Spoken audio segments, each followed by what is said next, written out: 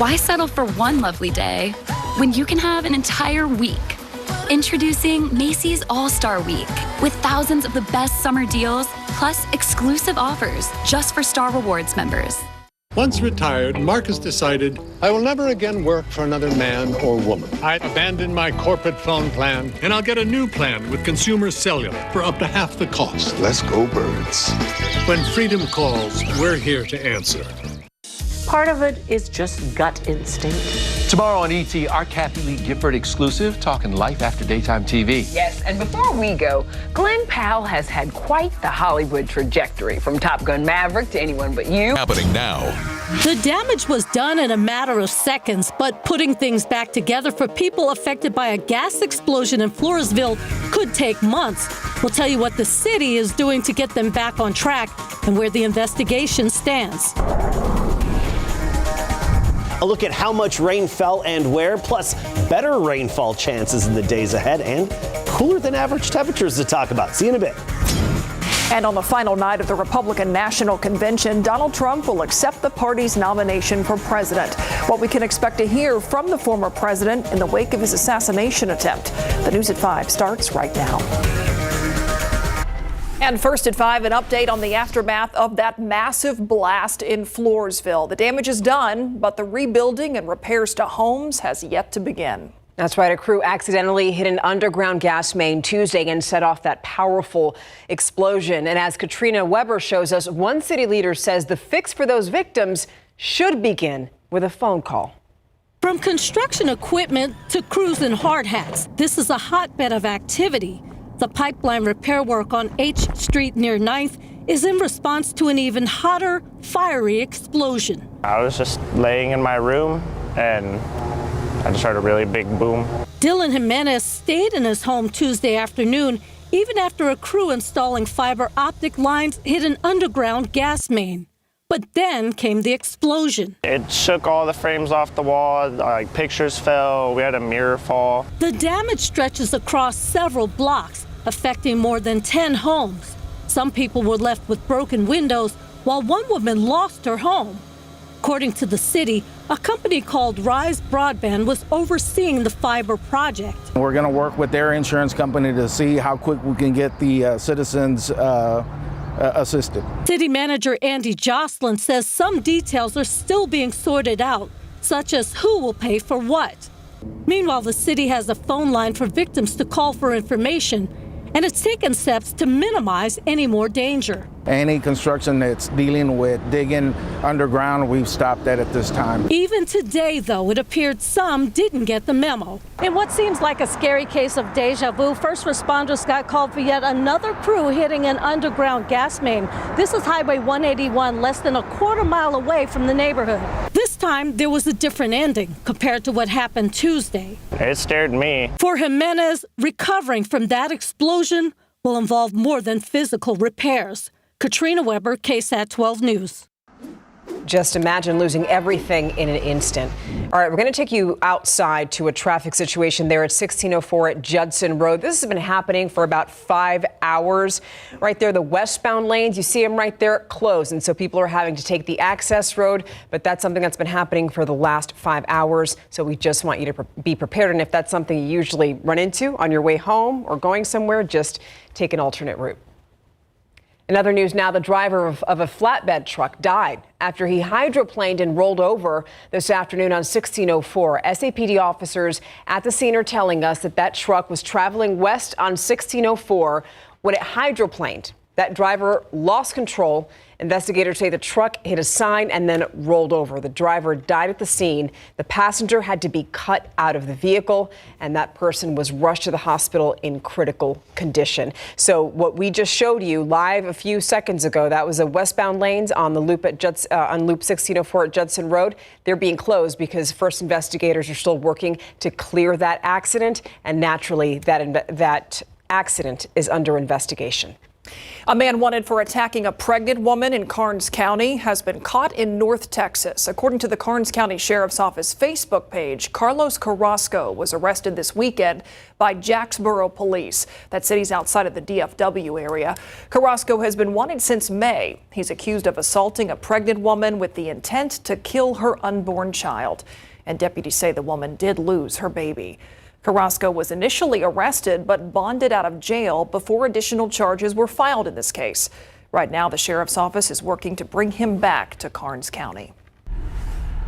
Today has been all about changes. We had gray skies, then the clouds opened up. We got some rain across the city and also in some parts of our surrounding areas. I'm just glad we have something that we can say is July rain showers, right? Adam, we're not done with those chances, though. So often I'm standing here saying, well, copy-paste forecast, sunny, right near 100. That is not the case this July. Very abnormal for July for us. Take a look at the radar from earlier today. You see this line of showers and storms pushing southward. That did fizzle out as it made its way into town, but still we got some good rainfall in parts of our areas. Now, wherever you see yellow on this map, that indicates at least 2 inches of rain estimated by Doppler radar. So parts of Gillespie County, Blanco County as well, even around San Marcos, 2 inches estimated, and even some nice little pockets of over an inch, particularly in northwestern Medina County, which is very drought stricken at the moment. Basically, we really need the rain the most west of 281 all the way to the Rio Grande and even up into the hill country.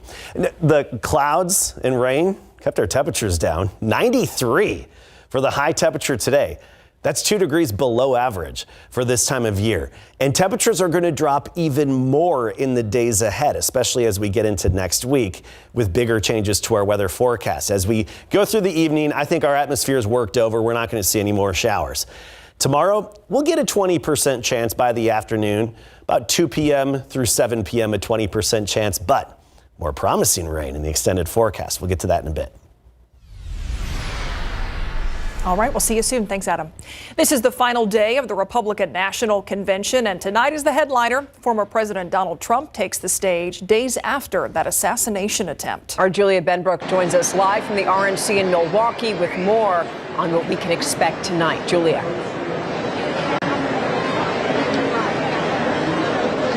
Well, things are about to kick off here for the final night of the Republican National Convention here in Milwaukee, and it's all been leading up to this acceptance speech from former President Donald Trump. Sources say that he has been intensely focused on this speech, personally dictating and writing portions of it. He's told people close to him that he is aiming to strike a unifying tone.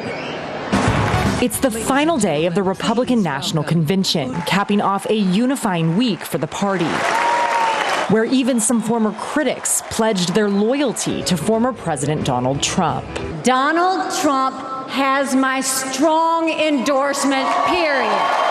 Let's make the 45th President of the United States the 47th President of the United States. Make Donald J. Trump our president again. Trump will accept the GOP presidential nomination just days after surviving an assassination attempt. One audience member was killed in that shooting. Trump's family says that day has made a lasting impact. I think these are momentous occasions that change people permanently. In new video obtained by PBS News, Trump reflects on his near-death experience while speaking to a group of supporters in Milwaukee. It changes your attitude, your viewpoint on life, and I think you appreciate God even more. Trump has told the Washington Examiner that he's rewritten his speech in the wake of Saturday's violence. I think you're going to see a beautiful speech. You're going to see a motivational speech. Many are waiting to see if the former president will tone down the combative language he's known for. The Trump family is expected to be in the crowd tonight. While several of his children have been here throughout the week, this is the first time we expect to see former First Lady Melania Trump in the audience. Now, the former president is also expected to discuss some of the core themes guiding his campaign, focusing in on inflation, the economy, crime, and immigration, all issues that Trump's team believes will be key to success come November. Reporting live in Milwaukee, Julia Benbrook, KSAT 12 News. As we're on day 4, the last day of this convention, Julia, what have been the major takeaways? Because you've been there this entire time. Are there any key moments that have caught your eye?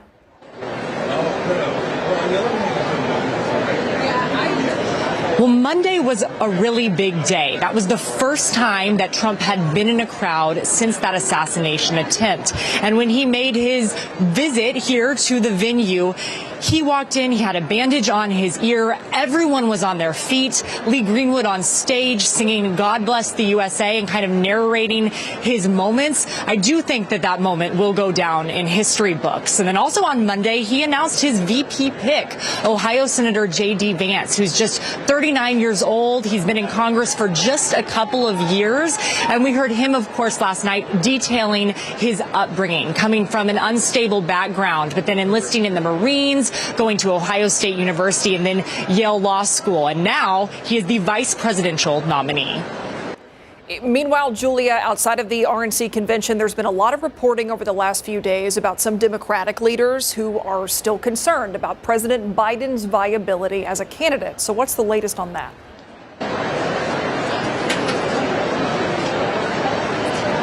Well, ever since Biden's disappointing debate performance last month, there have been calls from within his own party for him to step out of the race. And a big name added his name to that list publicly, Representative Adam Schiff of California this week.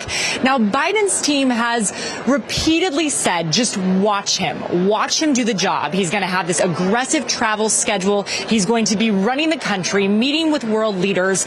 But right now, that is all at a halt. He was diagnosed with COVID-19, and so his schedule is stopping for a moment, which doesn't help this discussion that just continues on. Julia Benbrook reporting live from the RNC in Milwaukee. Thank you.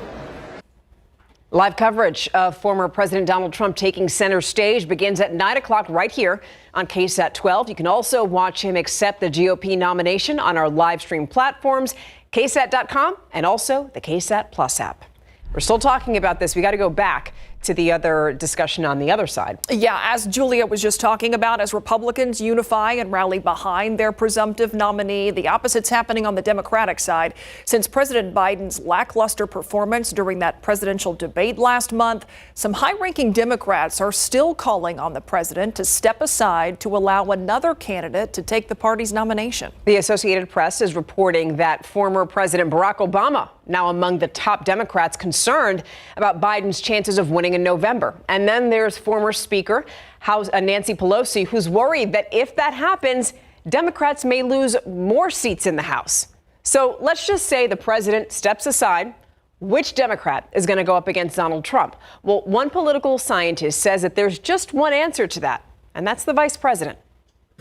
If you want to keep your coalition together, if you want to basically encourage your strongest voting blocs to actually turn out in November, not just for a presidential candidate, but for the party down the line, you better be going with Kamala Harris. Now you get a new candidate who's younger, who's a woman, who's a person of color, who is going to be able to, again, articulate a positive view and a positive vision for the country, most assuredly different than what Trump will have. CNN is reporting that sources close to private briefings and conversations are indicating that President Biden is growing, quote, receptive to the idea of bowing out, but as of yet, nothing has been confirmed.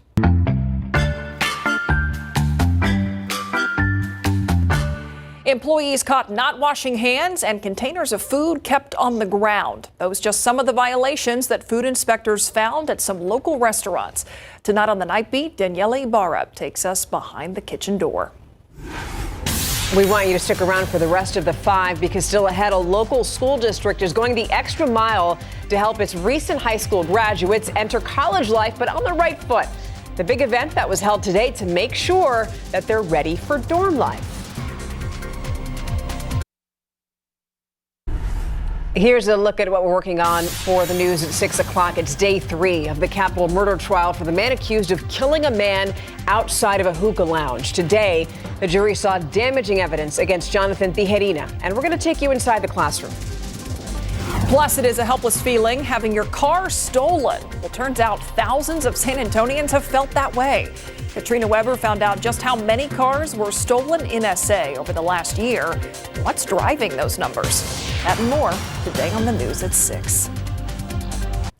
Hard to believe, but back to school is fast approaching. That includes college students, too, including recent SAISD grads who will be living in dorms and away from home for the first time. So to make sure that they start off on the right foot, the SAISD Foundation hosted its third annual dorm room event.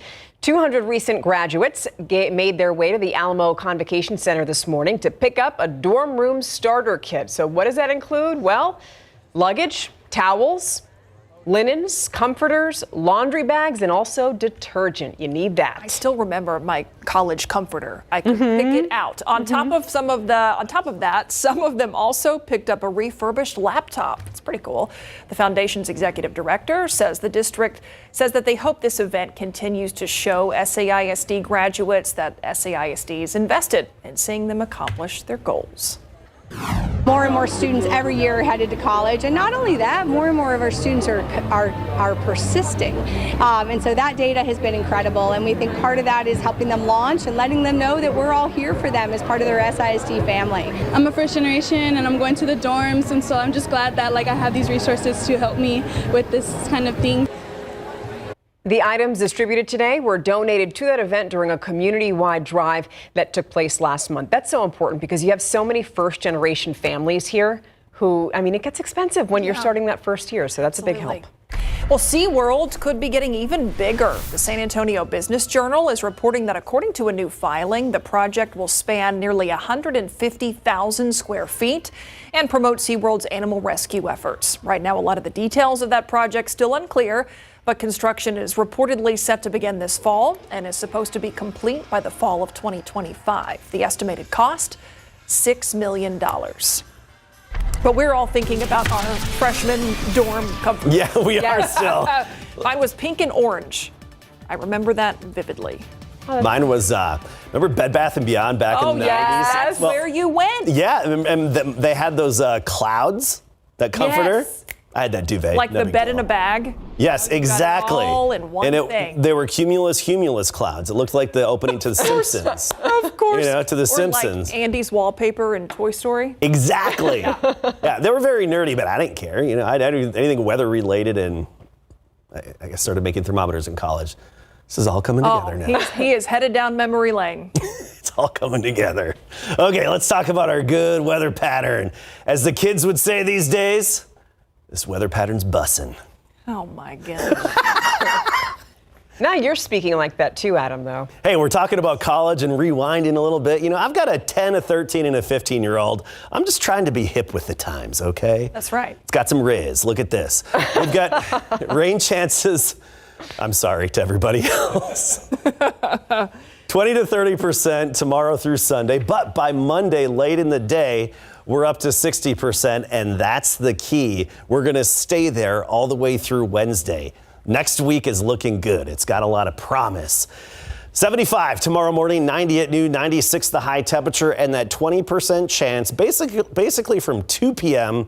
to 7 p.m. tomorrow. So not a big window of opportunity, and it'll be very isolated in nature, not much coverage.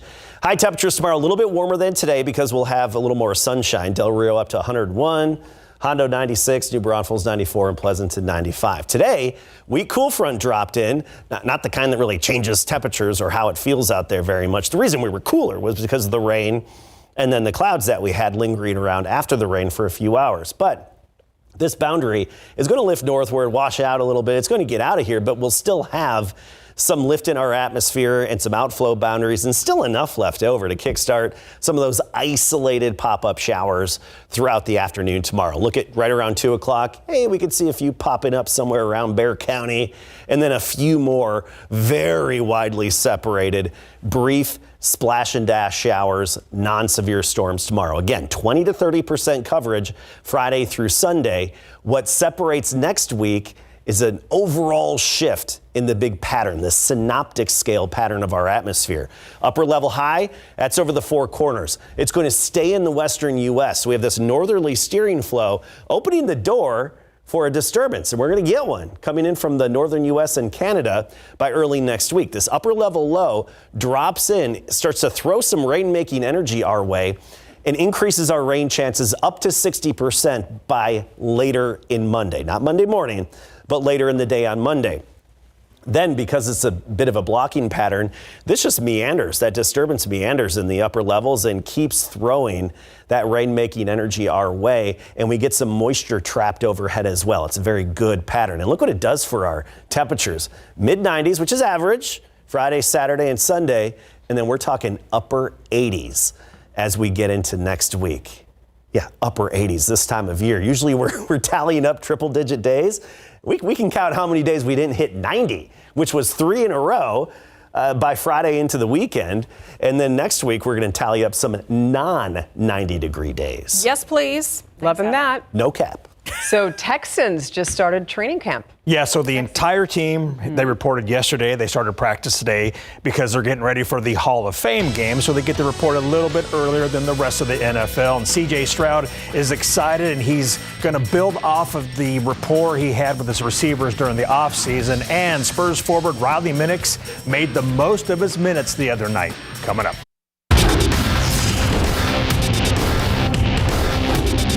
Winning, that's the goal. You win, you move on. So that's the goal from the start to finish.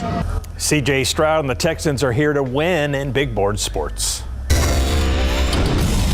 Quarterback C.J. Stroud and the Houston Texans opened up training camp today as they prepare for the new season and the Hall of Fame game Thursday, August 1st. Stroud met up with his wideouts and tight ends in late June to work out and get on the same page before training camp. It's really important. That's where not only you build just the timing and the chemistry on the field, but also just, just spending time off the field, getting a feel for one another, personality-wise, and really just having fun with one another. Football is meant to be fun, so that's what we do on those trips, and, and just really, football is the reason why we're here, so we get the work done, but also enjoy it. And 1 week from today, the Dallas Cowboys will start training camp in Oxnard, California, marking the 45th year the team has trained in Southern Cal. The boys' opening ceremony is Saturday, July 27th. KSAT 12 Sports will be there with live reports starting Tuesday, July 23rd. So far, so good for the Spurs in Las Vegas Summer League with a perfect 3-0 record. They beat the Pelicans Tuesday night 90-85. And in that win, forward Riley Minix returned for the Spurs, and he scored 16 points off the bench in 20 minutes. Now, this was cool for him when you consider he separated a shoulder in Sacramento and hasn't played in a game since July 6th. Came out the first game. Within the first minute, I dislocated my shoulder and sidelined for a couple of games. So that was really tough, just getting here, being in this whole environment, living out my dream, and then getting it shut down right away. That was crazy, but just being able to be back and throughout my time off, I was able to impact the team and be energy and bring a voice and just being able to bring everybody up. And then right when I stepped in, it's just playing basketball, having fun. This whole experience has been unbelievable, and I've just been blessed to be here and just take it for that and just play and have fun and enjoy the game that I love. The Spurs will take on the Sixers tomorrow night at 7:30. We'll be right back after the break. Roland's backyard, Leon Springs, 0.12 inches. Bernie, Rick's backyard, about 1/3 of an inch. Shirts and Jim's backyard, about 0.13 of an inch. Better rain chances on the way. Just wait a bit. Thanks for watching the News at 5. World Patience. See you at 6.